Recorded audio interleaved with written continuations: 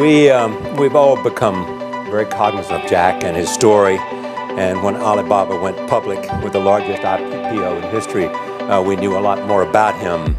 So I want to talk about his personal story. I want to talk about how many times he tried and failed, and what kept him going. I want to talk about where he is today and how he got here. I begin with this question though, Jack. Why are you back at Davos? It's a long break for 7 years. I think my last time trip here was year 2008. But I was coming for year 2001 for the Young Global Leader for Tomorrow. And remember, I never heard about Davos when I came. But when I came, in the Switzerland, so many young people demonstrate. It was such a horrible scene that I asked them, why are they doing it? They say anti-globalization. And I said, why? Globalization is a great thing. Why people don't like it? And then we come all the way for 2 hours here. There's a machine gun. There's people checking us. Oh God, is that a forum or is it prison we're gonna go inside? But when I joined the forum as the Young Global Leader, I was thrilled by so many ideas.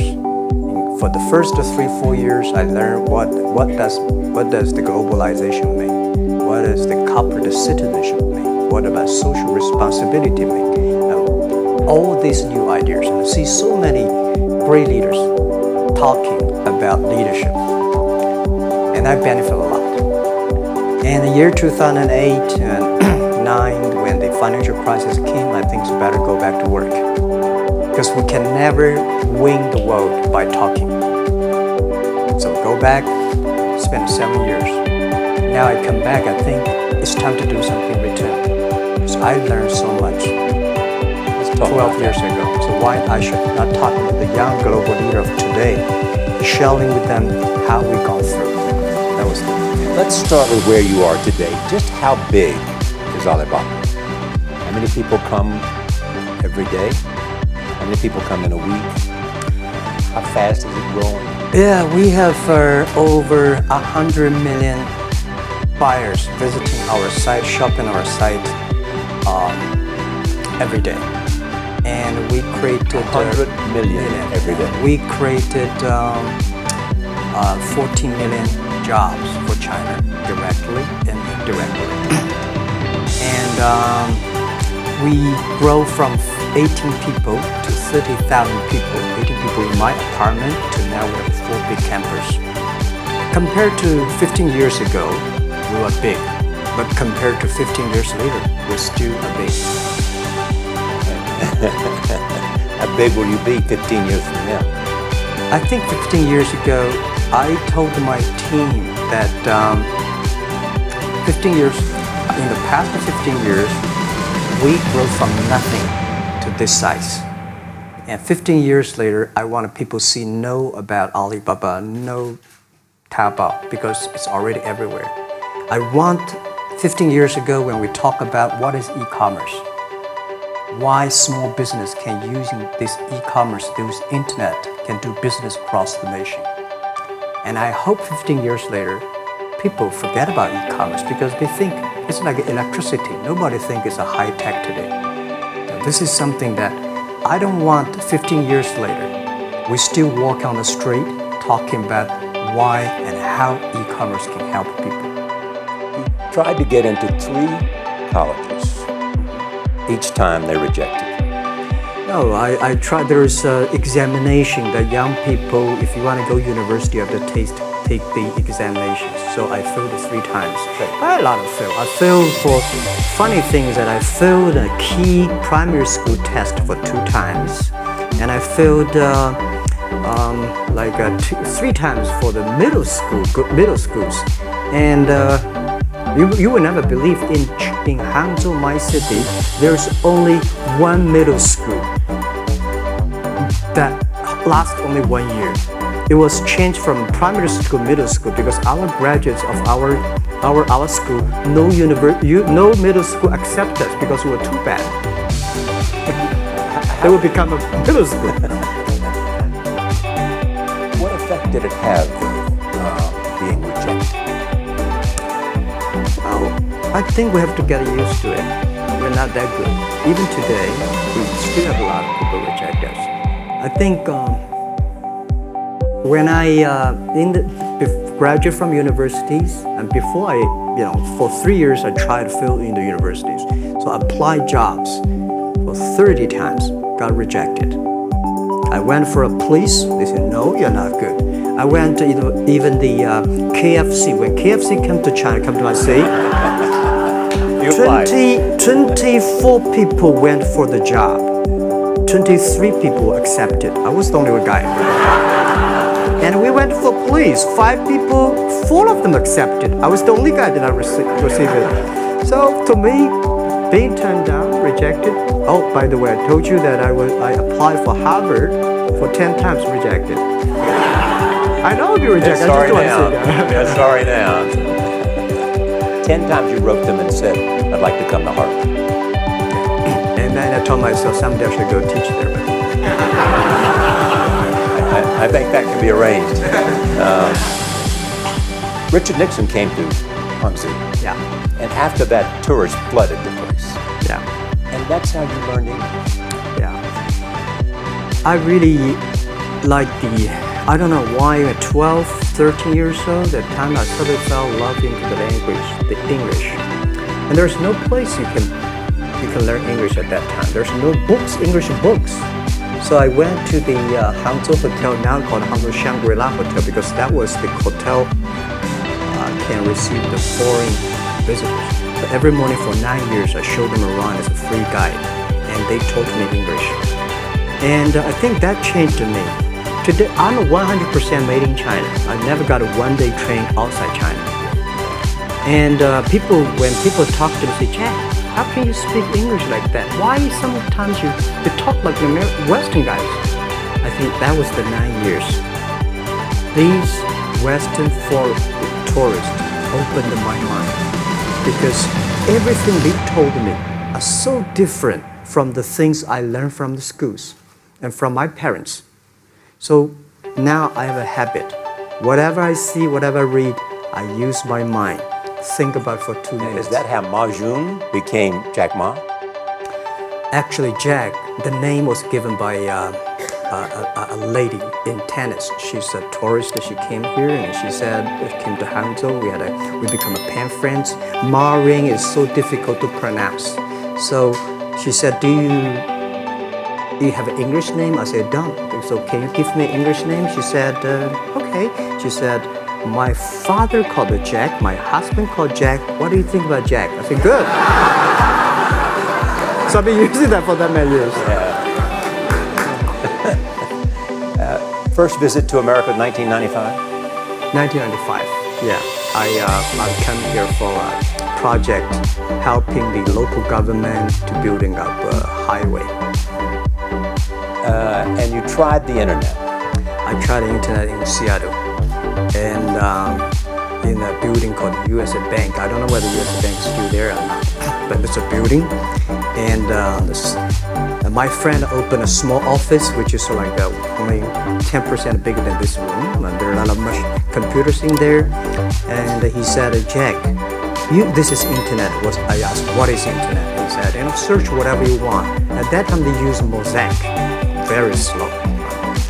And I said, I don't use it. I don't want to type because computer is so expensive in China. If I destroy it, I cannot pay. He said, just to search it. So I searched the first word, beer. I don't know why, because it's easy to spell, baby. And I see beers from Germany, beers from USA, beers from Japan, but there's no beer from China. And I say, okay, type the second word is China. No data. Nothing. And I said, 1995, no data about China. So I talked to my friend, why not make something about China? So we made a small, very ugly looking page called China. It's something like I did a translation agency were listed on there. It was so shocking. We launched at 9:40 in the morning. 12:30, I got a phone call from my friend. He said, Jack, you got 5 emails.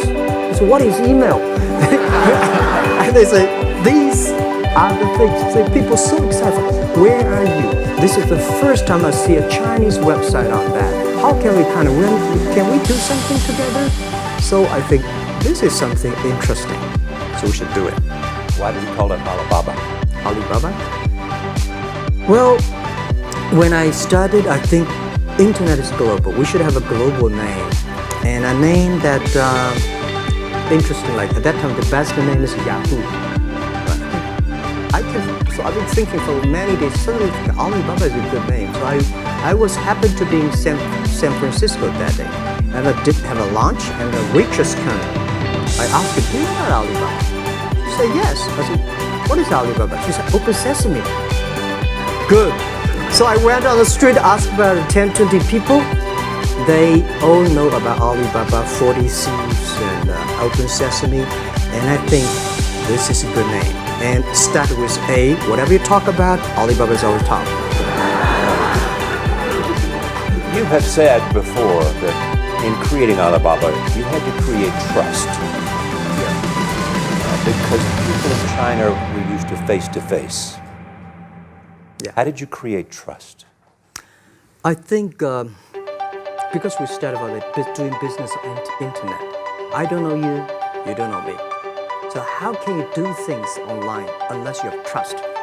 So for e-commerce, the most important thing was trust. I think when I first went to USA for raising money, talk to the venture capitalists, a lot of people say, oh, Jack, no. China doing business by the guanxi. How can you do business on internet? And I know that without the trust system, the credit system, it's impossible to do business. So in the past 14 years, everything we do is trying to build up the trust system, the record system. Well, Charlie, I'm so proud today. When I talk to today in China and in the world, people don't trust each other. The government and people and media and everybody think, this guy is cheating. But because of e-commerce, we finish 60 million transactions every day. People don't know each other. I don't know you, I send products to you. You don't know me, you wire the money to me. And I don't know you, I give a person a package, I don't know him. He took something to so cross the ocean, cross river, and said, this is the trust. We have at least 60 million trust happening every day. But you created by creating an escrow account in the beginning. Yep. So keep the money until they got the product. Yeah. And then you release the money. That's true. I mean, the escrow service is about Alipay. When I had this idea, I would love Davos, because it was a big decision. Because for first 3 years, Alibaba is just like e-marketplaces for information. What you have, what I have, we talk a lot of time, but don't do any business. Because there is no payment. I talk to the banks, no banks want to do it. Banks say, no, this thing never work. So, I don't know what to do. Because if I start to launch a payment system, it's against the financial legal laws. Because you have to have a license. But if I don't do it, e-commerce will go nowhere. So then I went to Davos. I listened to a leadership discussion. Leadership is about responsibility. And after I listened to that panel, I give a call to my friends, my colleagues in my apartment saying, do it now, immediately.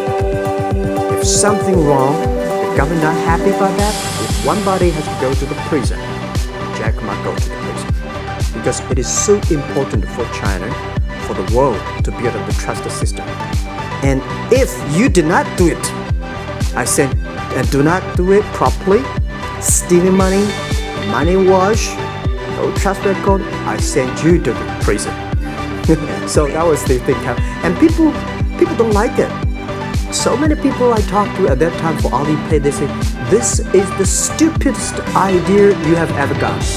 But I say, I don't wear the stupid club as long as people use it. Now we have 800 million people using this Alipay.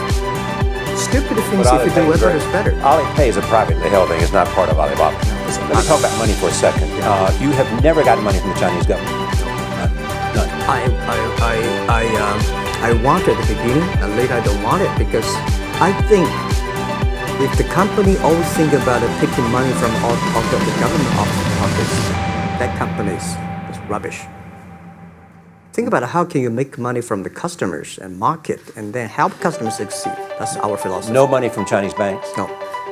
I at that time I want, and now they want to give me, I don't want it. Yeah. All right. Your relationship with the government.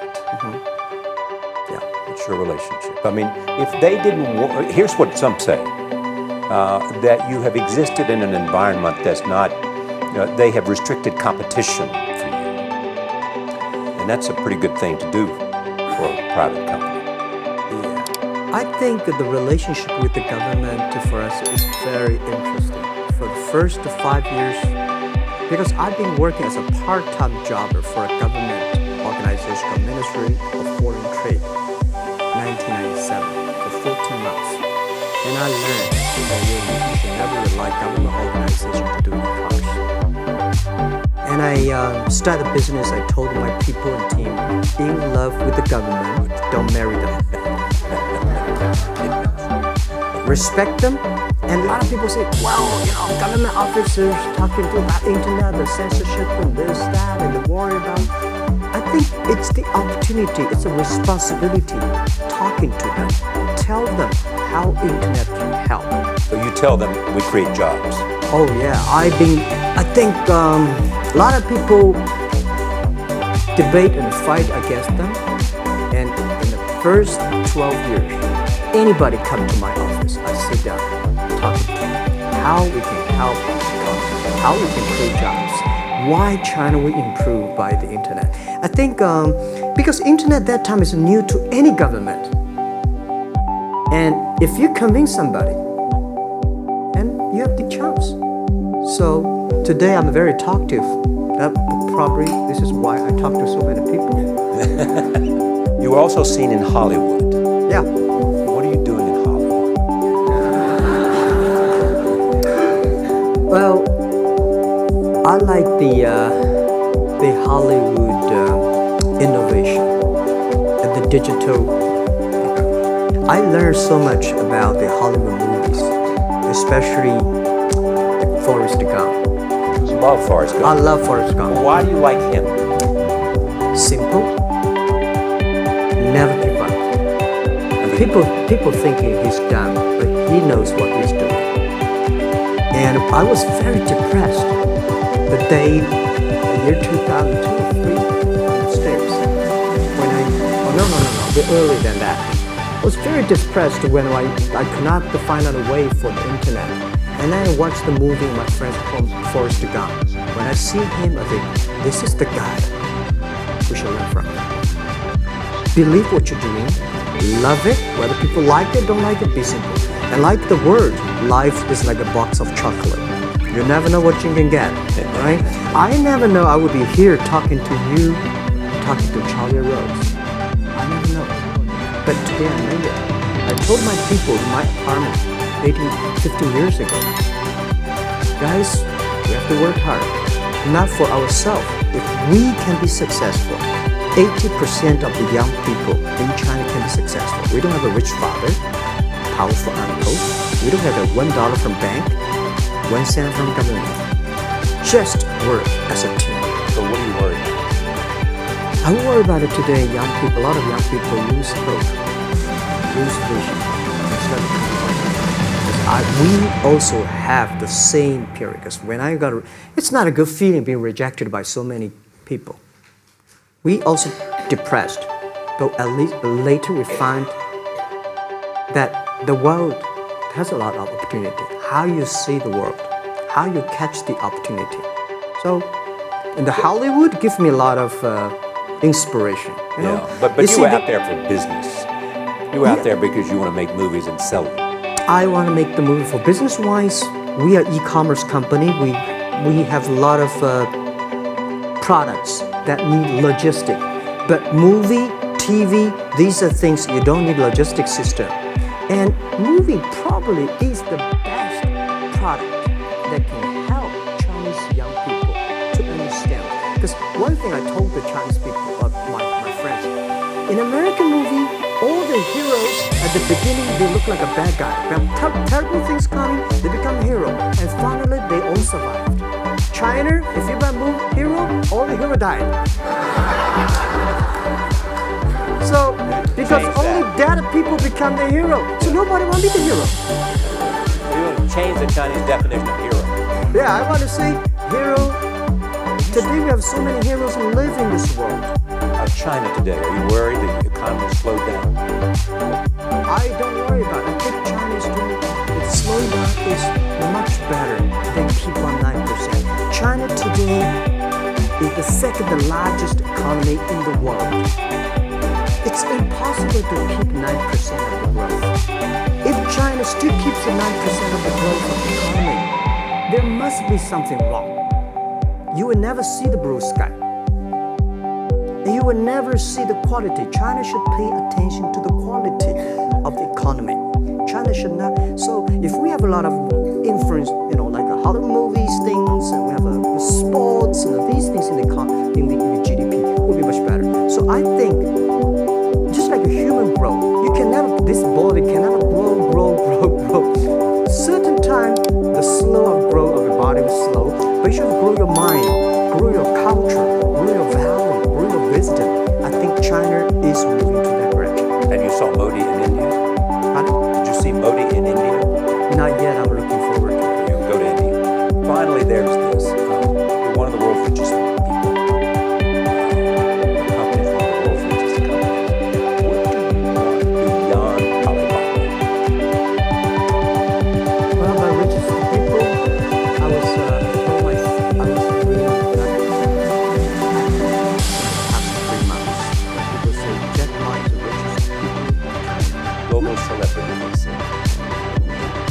No, I'm not. When I started the business, You are. I never thought, because how many, maybe I am, but I think 15 years ago, in my apartment, my wife was at that time one of the Asian partners. I asked her, do you want your husband to be a rich person? A rich person title, or you want your husband to be respected? She said, of course respected, because she never believe, and I don't believe we're the rich people. We just want to survive. I believe we have $1 million. That's your money.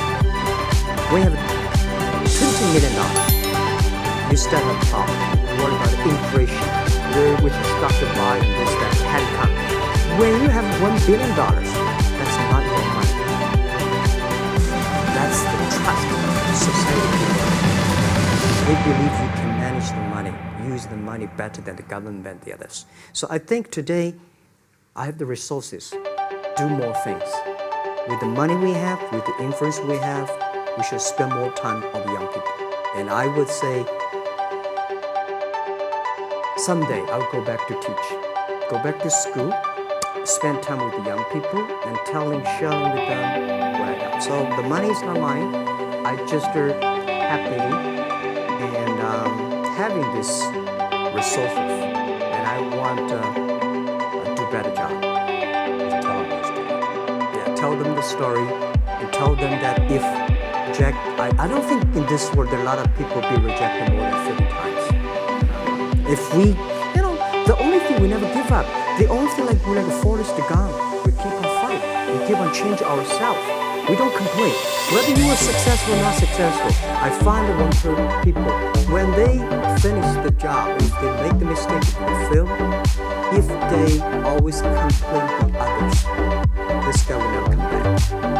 If the guy only check himself, something wrong with here, something wrong with there, this guy has a problem. In fact, on behalf of everybody in this audience and a television audience,